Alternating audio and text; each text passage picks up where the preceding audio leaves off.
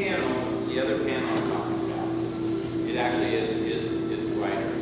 The flat panel is not the best application because you're high. And what kind of price range are you looking for? The four light is in it's probably in the $800 range per picture. $800 per picture. Per picture, yes. So you use quite a few glasses. And you, how many do you have? You've got 12, 5 per 5. 22.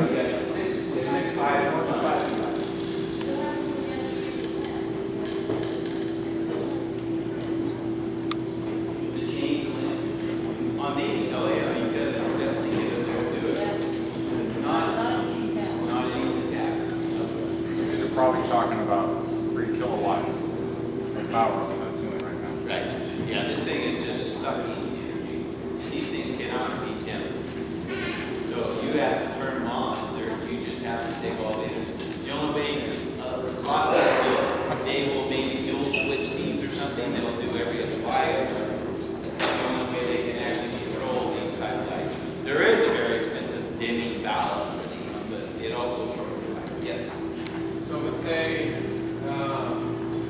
take this panel and replace these fixtures here.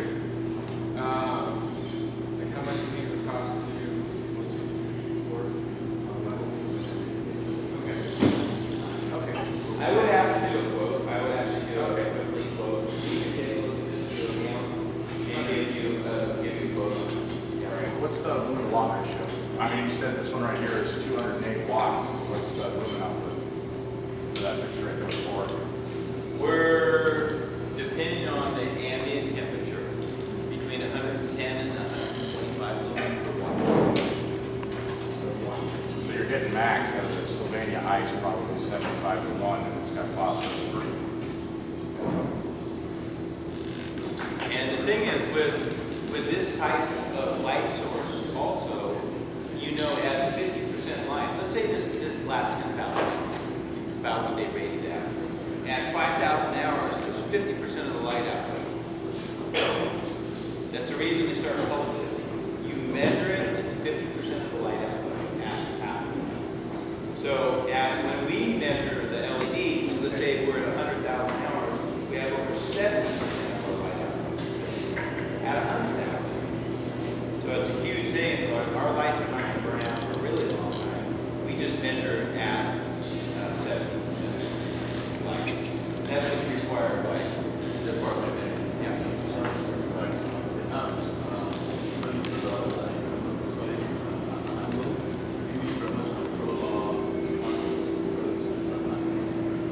Can't change the angle remotely. That's a mechanical light. We don't have motors in it, to change the angle remotely. That would be a light fixture. It would probably cost about $2,500 per fixture to have motors in every single angle. It'd be cool. Really cool, especially for museums. I was thinking about one for museums, but it not only make it so it changes the angle, make it so it zooms. We're working on that actually, and yeah, it can be done, but it's like really, really expensive. So you got to have a customer that wants to pay for all those features. Most people don't. You're going to make a very small customer base. Yeah. What about the solar tubes and the Bristol light kind of Yes. thing? Would that be applicable here? Totally. Okay. Totally, yes. You could definitely bring in the solar tube. The Bristol light has a great, one thing nice about the lenses they have are proven, and you can go to the website at bristollight.com. Basically, it's certified by third parties to be one of the most efficient skylights by over 20% than any other skylight. So it's actually, that's the key. It's called a Quasar version, but that special lens that they have attracts and brings in more light. So it's very efficient. So if you did those, like how much light do those provide? Like Quite a bit.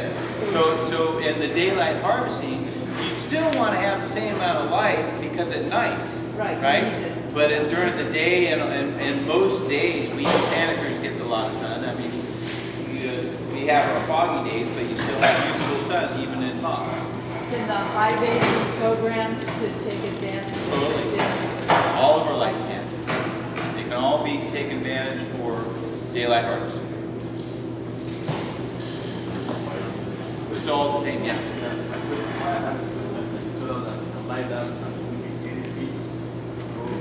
Yep.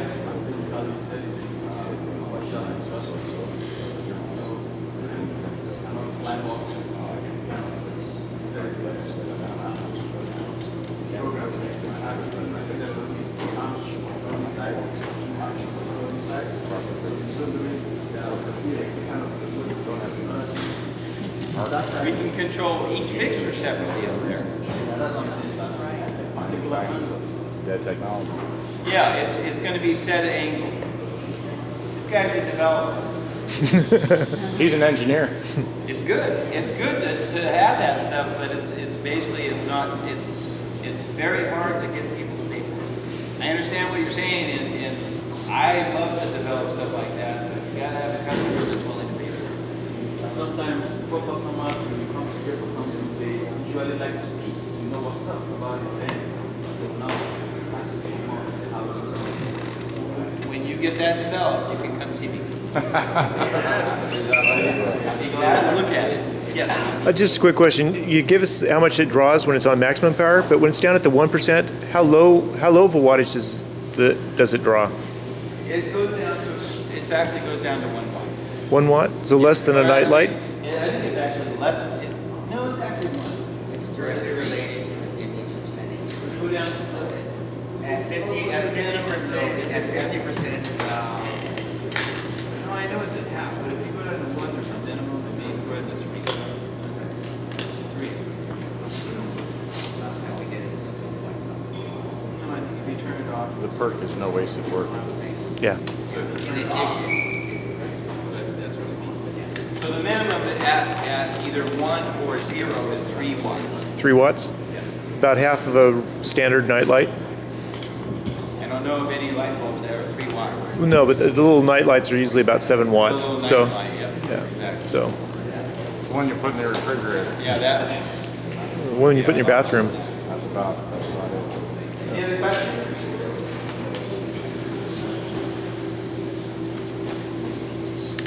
I have a question on the 2 by 2s remote. How far can you put the driver away from the panels? Well, it's a low voltage. It's a low voltage circuit, so you only have, what your low voltage can do efficiently. And we usually don't put them any further than 50 feet away for your control between the camp. I have a saltwater LED light that uses 3 watts, which will for my fish tank. That's great. Yeah. So it is out there.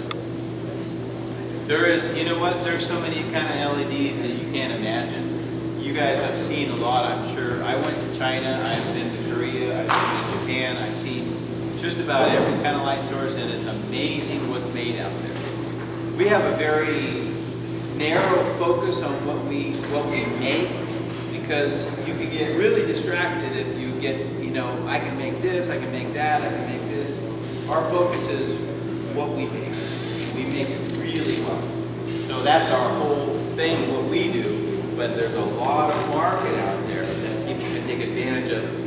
Aquarium lighting, that'd be a great one to develop as a really good aquarium light or other sources. Yeah.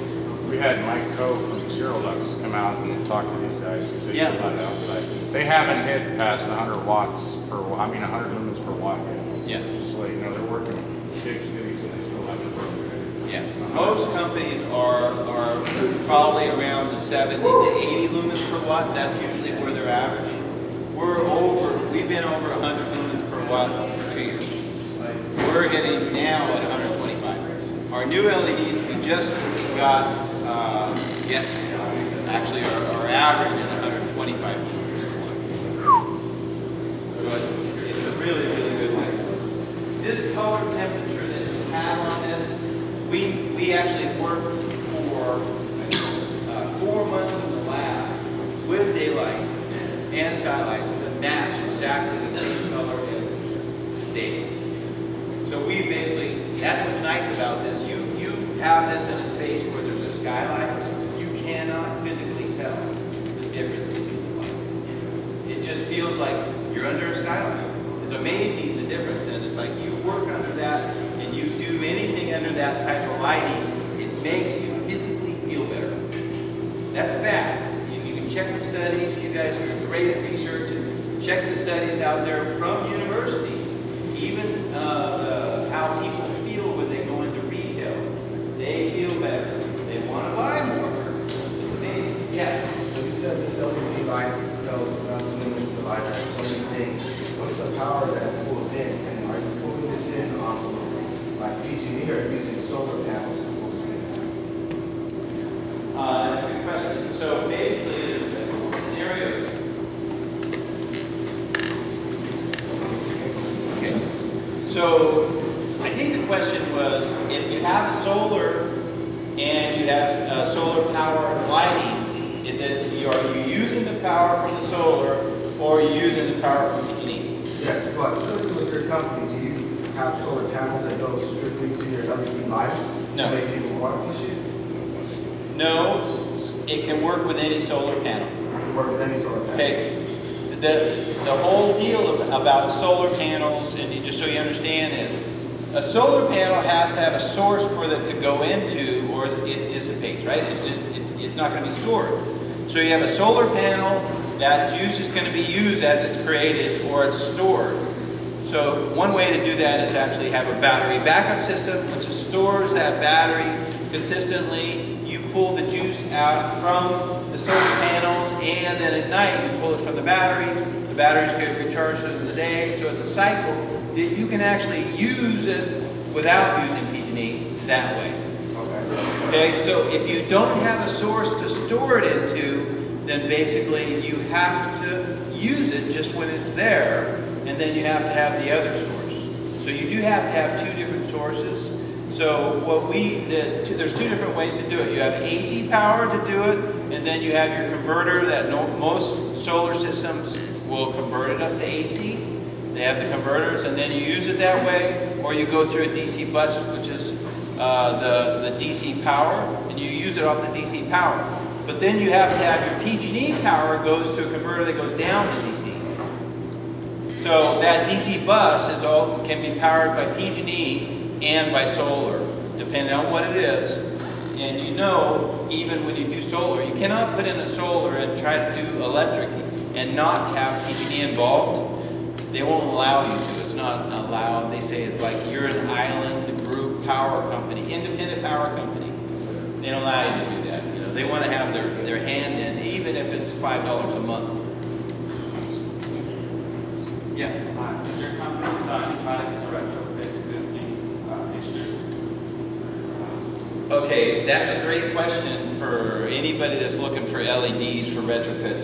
We have one fixture, and I was talking about the one that's a 2x2 that goes in the ceiling that we made a retrofit for. That's the only one that we found that we could do it, and I started working with retrofits and trying to do retrofits for Cisco over the hill and several other big companies, and basically you cannot take an LED if you put it inside a fixture and seal it.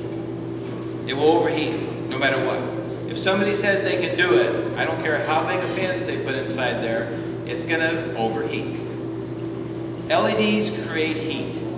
Okay, they're byproduct of an LED. It doesn't project heat. Heat comes off the back. You have to cool it. If you can't cool it, it's going to shorten the life. It's going to just make it so it's not going to last. So the fact is, most light fixtures cannot be retrofitted because of that. We found a way to do it where we actually mounted the LED, and the LED is mounted on the outside the fixture. So it's better than a flexible fixture. And so it cools. So this actually body here, part of this is inside the fixture, part of this is on the outside. All this cooling part is actually, this is made so the back of the LED is right here, and then there's channels in the top. These are all channels. And so as this heats up, the air rises up these channels like a chimney. As the air rises, it sucks cold air past the back of the LED at 3.5 inches per second. So the design creates a natural convection cooling. We cool as efficient as if you had a fan. And it's been proven, certified. That's what we have our patents in. Cool. Yeah. You said it's pretty much like daylight. The what? The PAR? What's a PAR?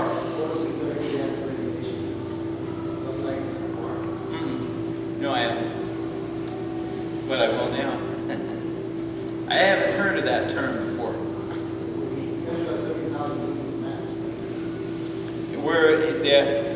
Well, one of our bigger ones is, yes, the 9 line is at 70,000.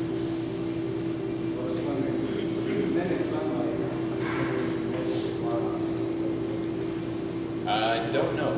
I don't know if I even have a measurement tool that I can. I do have a measurement tool. I can measure what the Kelvin temperature is and you know, the energy wattage. I have one that measures the heat output, the BTUs, and all that stuff. So, but I will look into it. Any other questions? Yes. You guys sales and installation only, or can you buy product from you? I'm sorry? Are you guys primarily a sales and installation company, or can you? We do not do installation. We are a manufacturer. All right, that's what I wanted to. So I We can just purchase manufacture product and we sell product. And you do, and We do not install it. Can I hire you as a design consultant as well? Yes. To go in and you can, so you do consult. Oh yeah. So you guys don't, so then any other independent incentive program like Bright Lights or AMBAG or PG&E, that would be on me to set that up with them as far as the incentives go. But I Correct. can purchase my product mainly from you guys. We're going through certification for Bright Lights right now. So it'll actually be one of the listed items with Bright Lights. Right. How far away are you on that one? Because I do. The only thing we need is the DLC, which is Design Light Consortium or the Qualified Product List. Right. Which is the same standard as Energy Star. Right. Our products are going through there, and all of our families will be listed with probably 3 weeks. Really? Okay. Maybe 4 weeks, but we're shooting for 3 weeks. Every single one of them will be listed. And then every power company across the United States will recognize it. Right, but PG&E is going through a big update on their energy auditing right now and Yep. the software program, and I'm doing audits with them. So I Okay. just wanted to find out where you were at around colluding with them as far as referrals when I'm inside of these commercial facilities where I can work on a drop. That's perfect. We actually met with Bright Lights. They came to our facility. I know the director. And they came to our facility. They saw our lights. They're very excited about our lights. And they said the only thing we need is the DLC. Once a DLC is, PG&E looks to that list. Right. All the power companies look to DLC Yeah, list. that's why I'm asking. That's the approval, the same about as 3 Energy weeks? Star. It's called the Qualified Product List. Cool. Yeah, great question. That's how you get your rebates. It's all Bright about Lights have, yeah, Bright Lights have better rebates than PG&E does.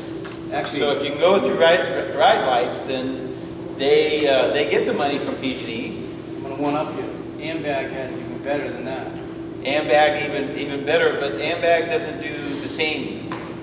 So the beauty of AMBAG is they'll go into the facility and they'll write the incentive at 20% versus what if you go through them normally, you might get 3 to 5. You need to come talk to me after. Yeah, exactly. So I'm finding all this out because I've been working with PG&E a lot lately. So it's Sounds serious good. incentive for AMBAG. So, I met with AMBAG a couple years back, but I haven't talked to them recently, but I'd like to. yeah. Any other questions? Yeah. How old is the LED technology? LED technology is, you guys should know that. Anybody know what how old LED technology is? Anybody?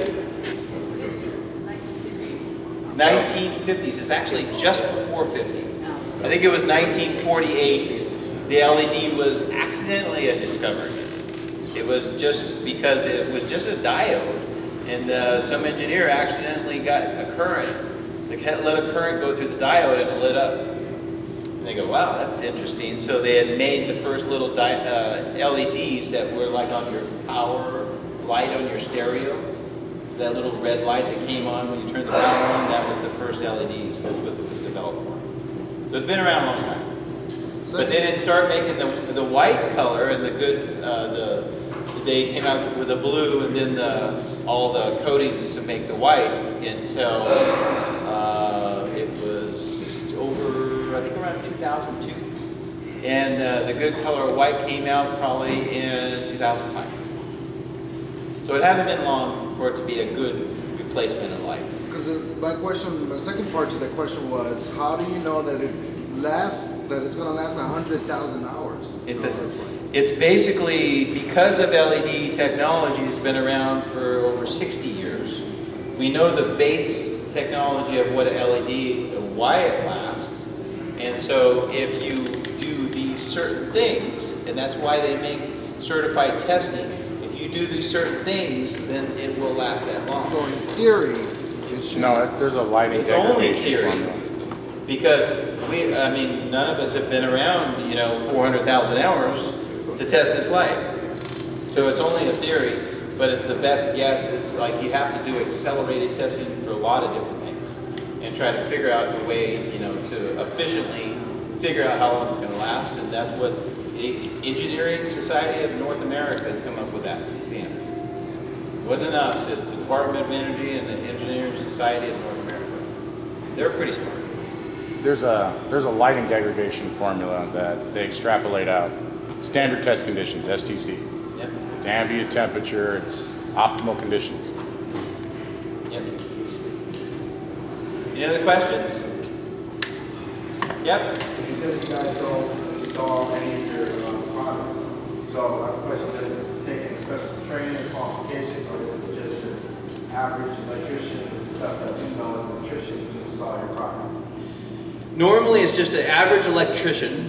We will actually instruct any of the installers on how to do it. Just to give you an idea. Product training.